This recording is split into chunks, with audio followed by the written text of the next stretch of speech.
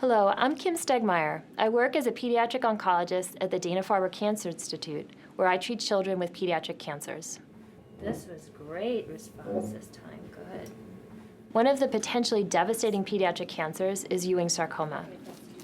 Some of my patients with Ewing sarcoma, mostly those we've treated before the cancer has spread from the bone to other organs, have survived and are now healthy. But we can save only about 30% of children whose cancer has already metastasized. So no complaints from last week? A tragic reminder that we need better and safer treatments. The standard treatment for Ewing sarcoma relies on a cocktail of 5 drugs aimed at killing the tumor cells. But I'm working on a very different approach, one that aims to restore the cancer cells to something like normality. Ewing sarcoma results from abnormal swapping of genetic material called a translocation. That swap brings together 2 genes called EWS and FLI that are normally far apart. The fused genes encode a protein that affects how other genes work, ultimately leading to cancer. This much has been known for about 10 years. The abnormal protein called EWS-FLI is a tempting target for possible drugs, but proteins that switch genes on and off, also called transcription factors, are notoriously difficult to design drugs against. So we've taken a radically different approach. If we can't disable EWS-FLI, perhaps we can offset its effects. That is, restore the normal on and off pattern of gene activity in cancer cells so that they begin to behave normally again. You can think of these gene expression patterns like fingerprints. Our method looks for chemicals that can transform the cancer cell's fingerprint into one more like that of normal cells.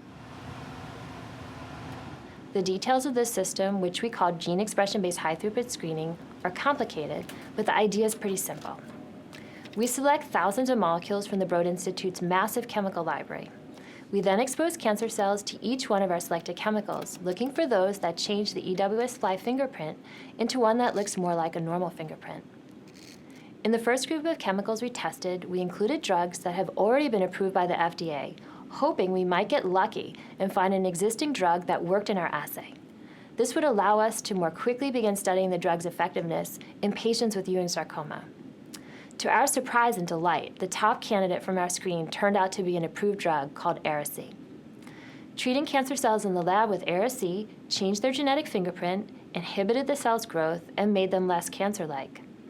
These results showed that Ara-C was effective against cancer cells in the laboratory, but what about treating cancer in a human being? Because Ara-C's safety had already been established, we were able to quickly start testing the drug in clinical trials. Although our initial trial proved disappointing, it taught us some very valuable lessons about how molecularly targeted drugs should be evaluated for kids with cancer. And we hope to use this new insight in the development of future clinical trials. But meanwhile, we're also returning to the lab with improved screening tools that allow us to continue our search for chemicals that can overturn the effects of the EWS-FLI protein. Yeah, everybody's commented On that, yeah, no, that's just my... I'm sometimes asked why I study such a rare disease as Ewing sarcoma, which affects only about 250 children each year in the United States. First, it's a horrible feeling when our current treatments fail and there's no cure to offer a child and his or her family. Second, our group at the Broad and Dana-Farber is already applying our gene expression-based screening to other childhood cancers and leukemias, as well as adult malignancies such as prostate cancer. Our hope is not only to relieve the suffering of children with Ewing sarcoma and save the lives of those we now lose, but also to develop a new strategy that can be applied more broadly to cancer and human disease in general.